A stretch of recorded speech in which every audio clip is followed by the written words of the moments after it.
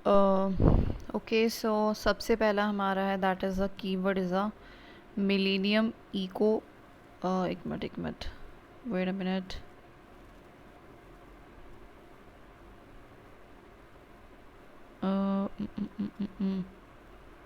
ठीक है, so millennium ecosystem assessment, this is our, ठीक है, टॉपिक है। अभी मिलेनियम इकोसिस्टम असेसमेंट होता क्या है, बेसिकली हमारा इनिशिएटिव था यूएन का, ठीक है, जो कि 2000 हमारे एक में आया था, जो कि बेसिकली इवोल्यूट करता है इम्पैक्ट क्या रहेगा इकोसिस्टम चेंजेस का ह्यूमन के वेलबींग पे। बेसिकली क्या निकालता है, कुछ भी अगर हो रहा है तो उसका क्या इम्पैक्ट रहेगा, उसका क्या इम्पैक्ट रहेगा हमारे किसके ह्यूमन बींग पे, ठीक है। तो इसके अंदर हमने कैटेगराइज कर रखा है इकोसिस्टम सर्विसेज को कुछ चीज़ों में, जैसे कि इकोसिस्टम में क्या क्या सर्विसेज देता है। सबसे पहले प्रोविजनिंग, प्रोविजनिंग का मतलब में कुछ प्रोवाइड कराता है लाइक अ प्रोडक्ट, ठीक है। सपोर्टिंग मतलब प्रोवाइड नहीं करा रहा, लेकिन उस चीज़ उस प्रोसेस में क्या कर रहा है, सपोर्ट कर रहा है। तो it is like essential for other services like photosynthesis, soil formation, something. And then there is regulating, regulating का मतलब है रेगुलेट कर रहा है हमारे पूरे इकोसिस्टम के प्रोसेस को, ठीक है। तो उसको बेसिकली हम कहते हैं, तो तीन तरीके की सर्विसेज होती हैं, ठीक है। तो क्या है, मिलेनियम, मिलेनियम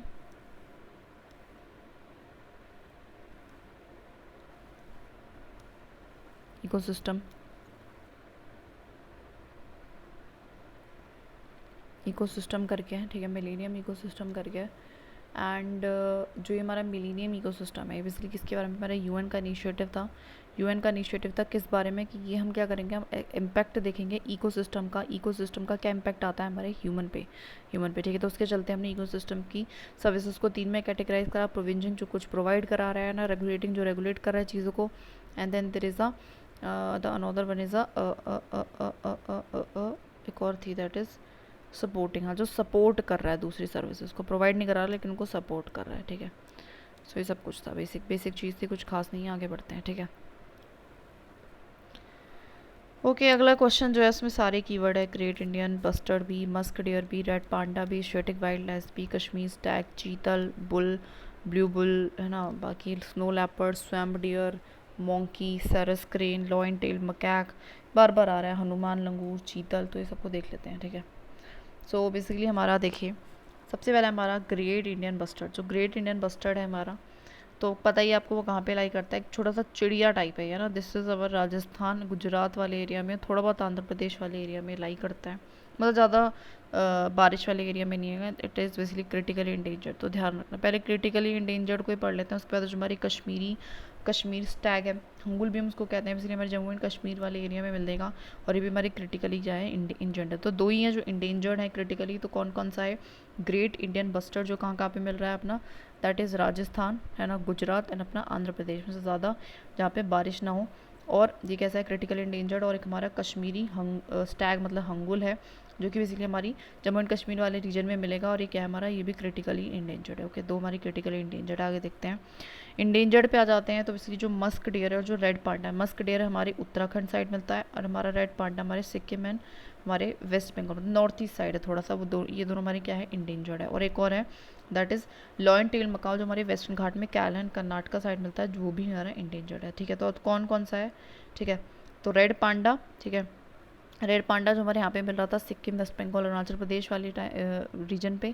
और कौन सा है, मस्क डियर जो हमारे उत्तराखंड वाले रीजन में मिल रहा था। और जो हमारा लॉयन टेल मकाओ है जो हमारे केरल एंड कर्नाटका वाले रीजन में मिल रहा था, ये हमारा क्रिटिकली सॉरी इंडेंजर्ड है, ठीक है। तो याद रख लेना है कि इंडेंजर्ड कौन सा है, लिख लेना है इसको, क्रिटिकली इंडेंजर्ड कौन सा है। बाकी अगर मैं बात करूँ थोड़ा बहुत जो बच गए हैं, दैट इज़ जैसे कि हमारा एशियाटिक वाइल्ड, ऐसा सबको पता है गुजरात वाले रीजन में मिलता है।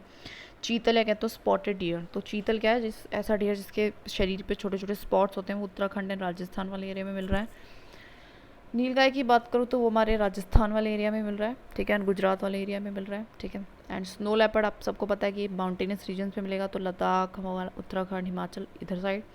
स्वैम्प डियर हमारा मध्य प्रदेश, उत्तर प्रदेश में, थोड़ा सा मिड ऑफ द कंट्री में मिल रहा है। और जो मंकी है हमारे अर्बन एरियाज़ में मिलते हैं, कहीं भी किसी भी फॉरेस्ट में। सैरस क्रेन जनरली हमारे राजस्थान, गुजरात एंड उत्तर प्रदेश वाले वेटलैंड्स में मिलेगी, ठीक है। एंड लॉयन टेल मकैक हो ही गया। हनुमान जो लंगूर है वो भी हमारा एमपी में मिल रहा है। तो इसका ना पूरा सा चार्ट अगर हम बनाएं मोटा मोटा, ठीक है, ठीक है, तो एक तो हमारा एशियाटिक, एशियाटिक हुआ, एक हमारा हुआ दैट इज़ चीतल, ठीक है, एक हमारा बुलगाय, snow leopard, swamp deer, monkey, sarus crane, ठीक है, एंड हमारा ये लंगूर। तो इनको थोड़ा सा अगर हम देखें तो ये हमारा कहाँ कहाँ पे मिल रहा है, ठीक है।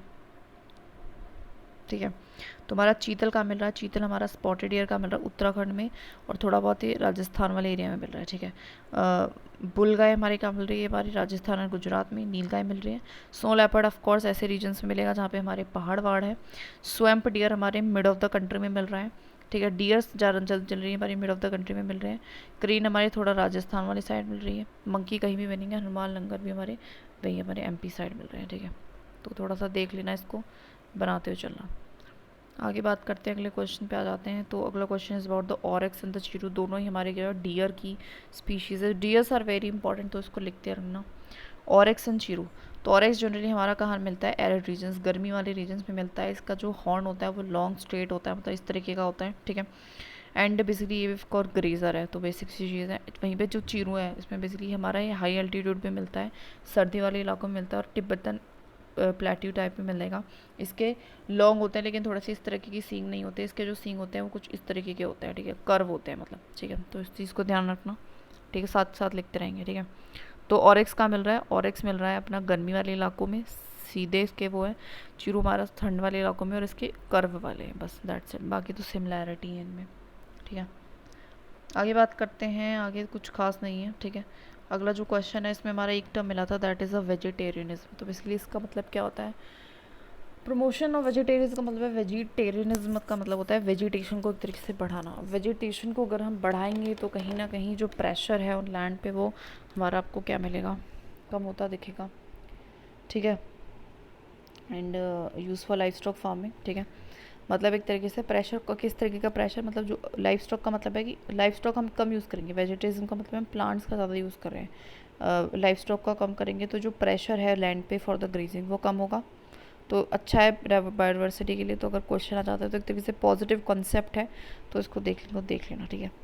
आगे बात करते हैं, black necked crane, flying squirrel बार बार आ रहा है, स्नो लेपर्ड बार बार आ रहा है, चीता बार बार आ रहा है, तो देख लेते हैं। जो हमारा ब्लैक नेक्ड क्रेन है जनरली आपको हाई अल्टीट्यूड्स पे देखने को मिलती है, ठीक है। जो क्रेन्स वगैरह होती हैं आपको अरुणाचल प्रदेश एंड लद्दाख में देखने को मिलेंगी, और वल्नरेबल है इनका स्टेटस। चीता की बात करो तो सबको पता है एक्सटेंट हो चुका है आज के टाइम पे इंडिया में, और रीइंट्रोड्यूस करने की कोशिश की जा रही है अफ्रीकन चीतास को। फ्लाइंग स्क्वेरल की अगर मैं बात करूँ तो ये को वेस्टर्न घाट्स में, नॉर्थ ईस्ट इंडिया में एंड हिमालयन रीजन्स में देखने को मिलती है। एंड ये हमारी काफ़ी लिस्ट कंसर्न है, लेकिन उसमें से मोस्ट ऑफ द, मतलब इसकी अलग अलग वैरायटी हैं, तो most of the list concern है, लेकिन जो नमदम्पा फ्लाइंग स्क्वेरल है वो सबसे ज़्यादा क्रिटिकली क्या है, इंडेंजर्ड है, ठीक है। स्नो लेपर्ड एवरीवन नोज ये माउंटेनस रीजन्स में मिलेगा, और ये भी हमारा वल्नरेबल है। तो हमने क्या देखने को मिला, जो हमारा ब्लैक नेक करेन है जो कि हमारे हिमालयन रीजन में रह रही है, स्नो लेपर्ड ये भी हमारे हिमालयन रीजन में रही है, दोनों ही वल्नरेबल हैं। चीता तो कम्प्लीटली एक्सटेंट हो चुका है जिसको रीइंट्रोड्यूस करने की कोशिश की जा रही है। फ्लाइंग स्क्वेरल में मोस्टली लीज कंसर्न है, लेकिन जो नमदम्पा वाली है जो वही नॉर्थ ईस्ट वाले रीजन में मिलती है, दैट इज़ बना क्या है हमारी, ये हमारी क्या है, ये हमारी क्या है, दैट इज़ अ थोड़ी सी क्रिटिकली इंडेंजर्ड है, ठीक है। तो इस चीज़ का ध्यान रखना। वल्चर्स तो पता ही है, कुछ खास इसमें है नहीं, ठीक है। पॉपुलेशन डिक्लाइन हो रही है, एवरीवन नोज। मैंग्रोव्स के बारे में थोड़ा सा देख लेते हैं, ठीक है।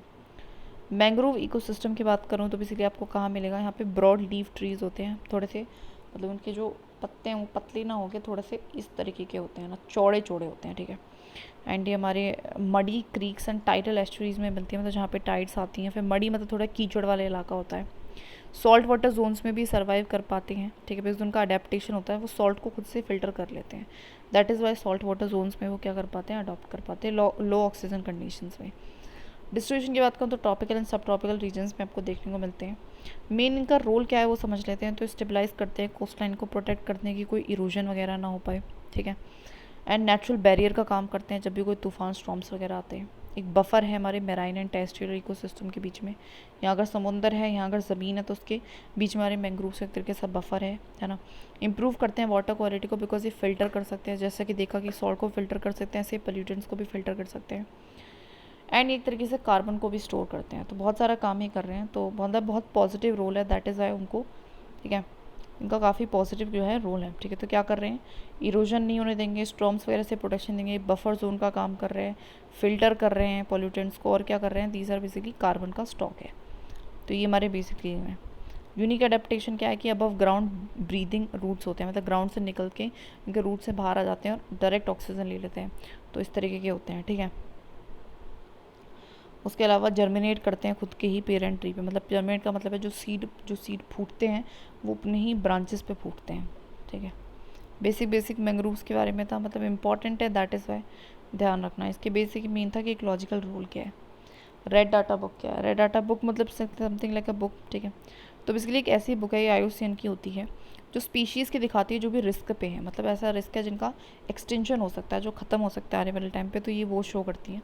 इन्फॉर्मेशन देती हैं, कंजर्वेशन स्टेटस कैसा है, अभी आप कंजर्व कर रहे हो तो किस तरीके से कैटेगराइज करते हैं कि क्या कितना रिस्क है खतरने का, मतलब वनरेबल है, इंडेंजर्ड है, क्रिटिकली इंडेंजर्ड है ना, एक्सटेंट है ना, तो ये सारी ये बताती है बेसिक सी चीज़ है, ठीक है, इस बुक में लिखा होता है।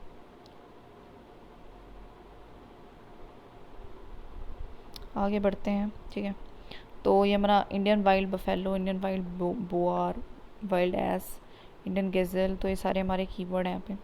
तो इंडियन वाइल्ड एस की अगर मैं बात करूँ तो सबको पता है गुजरात वाले रीजन में आपको देखने को मिलेगा ना, रन ऑफ कच्छ गुजरात में ही मिलता है, ठीक है। बेसिक चीज़ है ज़्यादा ही अच्छा, इतनी थ्रेटन्ड है तो इसको भी नुकसान है, इस चीज़ को देख लेना, ठीक है।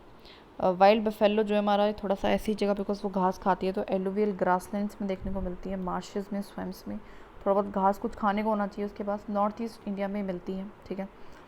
एंड मतलब कुछ खाने के लिए चाहिए तो आपको पता है हरा भरा सबसे ज़्यादा नॉर्थ ईस्ट में ही है, और 92% हमारी global population north east India में ही है, और इंडेंजर्ड है ऑफकोर्स। अब कम जगह मिल रही है तो उतना ज़्यादा इंडेंजर्ड हो जाती है कोई भी स्पीशी। वाइल्ड बोआर जो है हमारा इस सेमी डेजर्ट एरियाज़ में देखने को मिलता है, मतलब हर जगह देखने को मिलता है, और बिकॉज ये हर जगह देखने को मिलेगा तो कंसर्न भी ज़्यादा नहीं है इसके का। जो हमारा ये वाइल्ड गेज़ाला है, ये इसको चिनकारा कहते हैं, चिनकारा वही जिसको ब्लैक बक है ना, जिसको वो कर दिया था सलमान खान ने, मार दिया था, तो वही सेम चीज़ है। स्मॉलेस्ट एशियाटिक एंटीलोप है, ठीक है, मतलब डियर की टाइप स्पीशी है। स्टेट एनिमल है राजस्थान का, डिकेन एंड राजपूत सॉरी गुजरात वाले एरियाज़ में मिलता है, दैट्स इट। और ही ज़्यादा कंसर्न वगैरह ही नहीं है, ठीक है। तो इसमें से जो हमारा कंसर्न थोड़ा बहुत भी है वो कौन सा है, इंडियन वाइल्ड एस थोड़ा सा थ्रेटन्ड है, हाँ। वाइल्ड बफेलो थोड़ी सी इंडेंजर्ड है, ठीक है, वो वनरेबल है, और बाकी तो ये दोनों कंसर्न है ही नहीं, ठीक है। तो इन चीज़ चारों को याद कर लेना, ठीक है। तो वाइल्ड बफेलो कहाँ मिल रही थी हमारा, that is in the north east वाली रीजन में ही मिलती है मैक्सिमम, ठीक है। वाइल्ड एस हमारा कहाँ मिल रहा था, गुजरात में, रन ऑफ कच्छ में मिलता है, ठीक है, थोड़ा वनरेबल है, हमारी थोड़ी सी इंडेंजर्ड है। इंडियन वाइल्ड बोर हमारा हर जगह मिल रहा था, कंसर्न भी नहीं है। इंडियन गेज़र मतलब ब्लैक बक, चिनकारा, जो कि हमारा राजस्थान गुजरात वाले एरिया में मिलता है, ये भी हमारा ज़्यादा कंसर्न नहीं है, ठीक है। आगे बढ़ते हैं। हाँ, तो सारे हमारे 93 वाले क्वेश्चन में सारे हमारे कीवर्ड हैं। इंपोर्ट एक्सपोर्ट एक्ट करके, माइनिंग डेवलपमेंट एक्ट करके, कस्टम एक्ट करके, इंडियन फॉरेस्ट एक्ट करके। तो सबसे पहला import and export control act है, नाम से पता चल रहा है, बेसिकली रेगुलेट करेगा इंपोर्ट एंड एक्सपोर्ट गुड्स को। तो गुड्स में सब कुछ आता है, फ्लोरा एंड फोना भी आता है, और लिमिट करेगा ट्रेड की, इंडेंजर्ड स्पीशीज़ की जो है लिमिट ना हो, मतलब वो ना हो, ठीक है। तो कंट्रोल करता है इंटरनेशनल स्पीशीज़ के ट्रेड को एक तरीके से। Mining and mineral development regulate करता है माइनिंग सेक्टर को, तो ये कंट्रोल करती है भाई कोई ऐसी एक्टिविटी ना हो जो कि हमारी बायोडाइवर्सिटी पे नुकसान दे। कस्टम्स एक्ट बेसिकली गवर्न करता है import and export of goods को, ठीक है। एंड ये भी रेगुलेट करता है कि भैया इंडेंजर्ड स्पीशीज़ में ट्रेड ना हो। इंडियन फॉरेस्ट एक्ट भी एक तरीके से ये तो कम्प्लीटली प्रिजर्व करता है फॉरेस्ट को एंड फॉरेस्ट रिसोर्सेज को, तो ऑफकोर्स वेरी हेल्पफुल है, बहुत ज़्यादा क्रूशियल है फॉरेस्ट कंजर्वेशन के लिए। तो सारे एक्ट हैं, तो सारे कहीं ना कहीं हेल्प कर रहे हैं। तो ये इंपोर्ट एक्सपोर्ट को देख रहा है, ये भी इंपोर्ट एक्सपोर्ट को देखता है, इंडेंजर स्पीशीज़ में ना हो, ये देखता है क्योंकि ऐसी एक्टिविटी ना हो, ऐसा माइनिंग एक्टिविटी ना हो जिससे कि बायोडाइवर्सिटी पे खतरा हो, और ये पूरी कंजर्वेशन की बात करता है ये, ठीक है। आगे बात करते हैं।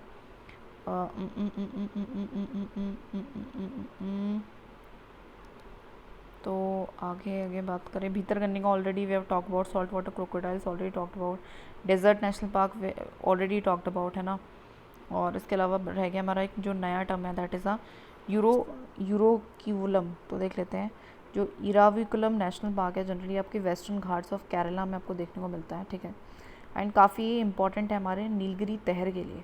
तो it is famous for what, it is famous for Nilgiri तहर, इसको 2 बार लिख लेना, इराविकुलम, है ना, इराविकुलम जो है हमारा किसके लिए फेमस है, हमारी नीलगिरी तहर के लिए, है ना। और नीलगिरी बायोस्फीयर रिजर्व का ही पार्ट भी है, ठीक है, ठीक है। एक तरीके के नीलगिरी तहर क्या है, एक माउंटेन गोट स्पीशीज़ है क्या ये, it is a God species, तो ध्यान रखना, it is a God species.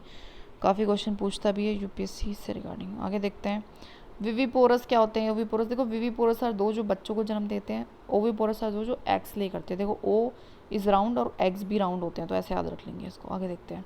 King cobra के बारे में क्वेश्चन आया था, तो it is the longest venomous snake है, मतलब काफ़ी जहरीला जो है स्नेक होता है, सबसे लंबा होता है, वल्नरेबल है और एक दूसरे छोटे छोटे स्नेक्स को खाता है, तो it is like a snake eater. ध्यान रखना, it is a snake eater और ओविपोरस है, अंडे देता है, ठीक है। फ्लाइंग फॉक्स बार बार क्वेश्चन आ रहा है, तो एक फ्लाइंग फॉक्स क्या है? एक तरह की बैट है और ये फ्रूट बैट्स है, बिकॉज ये फ्रूट्स वगैरह खाती है ना, हमने ऑलरेडी टॉक्ड अबाउट इट, है ना।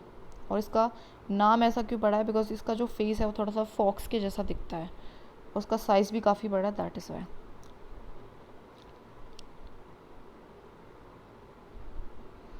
ओके, बाकी जो काइट है, काइट सबको पता है, इट्स अ बर्ड। स्टॉक भी एक तरीके का वर्ड है, माइग्रेशन के लिए काफ़ी जाना जाता है। वल्चर इज़ अ सी भी स्कैवेंजर है और बर्ड है, ठीक है। ब्राउन बियर आपको पता है, जो एक ही फैमिली से ये सारे जो है बिलोंग करते हैं। ब्राउन बियर, पोलर बियर, नाम से पता चल रहा है। अमेरिकन बियर अमेरिका में मिलेगा। हिमालयन रेड पांडा हिमालयन वाली जगह पे मिलेगा। चाइनीज़ रेड पांडा चाइना में मिलेगा, ठीक है, बेसिक चीज़ें। बात करूँ ड्यूगोंग की, तो ड्यूगोंग हमारा क्या है? इसको हम कहते हैं सी काओ, बेसिकली सी काओ है, ठीक है। सी काओ एट इज़ वल्नरेबल, ये हमारी मैराइन मैमल है, ठीक है। और ये हर्बीवोरस है, जस्ट लाइक अ नॉर्मल काव, तो ऐसे ही समुद्र वाली काव है, हर्बीवोरस है नेचर में। एंड प्राइमरीली हमारी सी ग्रासेस को खाती है, एंड वार्म कोस्टल एरियाज़ में आपको मिलेगी, मतलब ट्रॉपिकल एंड सब ट्रॉपिकल एरियाज़ में मिलेगी, वार्म कोस्टल वाटर्स में आपको देखने को मिलती है, ठीक है। And this is a vulnerable, तो थोड़े से दैट इज़ इसमें क्वेश्चन आता रहता है, 2-3 बार आया भी है, तो 2-3 बार इसको लिख लेना, ठीक है। That is it.